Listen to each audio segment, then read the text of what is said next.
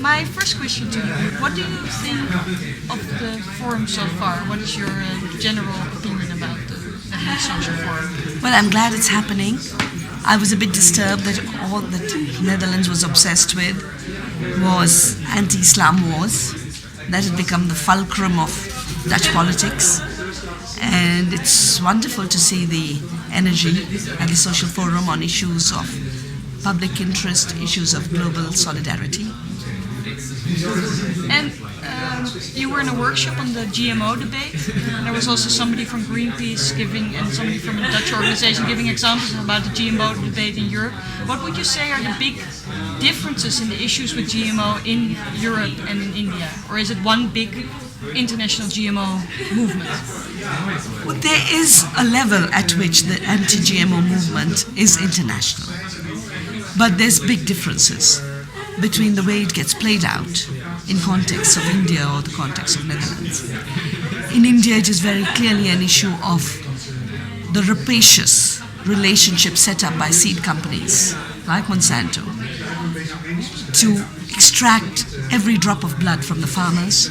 High costs of seed, unreliable, untested GM seeds like BT cotton are pushing Indian farmers into debt and to suicide. 40,000 farmers have committed suicide.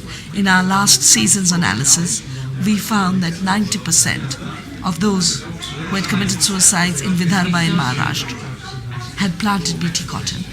So it is really becoming genocidal in our context. In Europe and in Netherlands, the issue is much more of consumer choice, and the issue is much more of health risks. The issues are connected.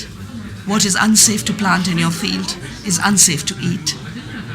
But I think the movement needs to be far more interactive so that as Indian farmers respond to the failure of BT cotton, the Dutch citizens are able to pick that up and say to their ministers, to their bureaucrats, it's not working for Indians, therefore we don't want it here either. And what would be, the Nederlands Social Forum is now the second time that it's been. And in India, the movement, environmental movement where you're part of has been a long, long history. What are the two things we as the Dutch social movement could learn from India that you would give to us? Well, what I have received from the people of India is what I would say to the Dutch people is worth receiving. The first is the amazing courage of people who are absolutely at the edge of society. It is assumed that the environmental movement in Europe is built on the basis of wealth, that you have to be wealthy in order to be engaged in environmental protection. In India, it's the opposite. The people protecting the ocean are the small fishermen. The people protecting the forests are the tribals, the poorest of the tribals. People protecting farms and biodiversity are marginal peasants.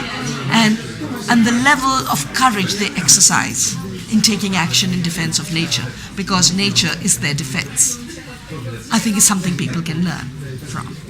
I think the second thing the Dutch can learn from India is most of the really effective Indian movements begin from within society, are supported by society's resources, and are run on a voluntary spirit.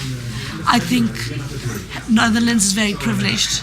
It has money, it can pay for everything. But when you start paying for everything, you don't have the wealth in you to do the work that society needs. A deeper spirit of service and a deeper spirit of voluntarism is something I would love to spread from India to Europe. Okay, thank you very much.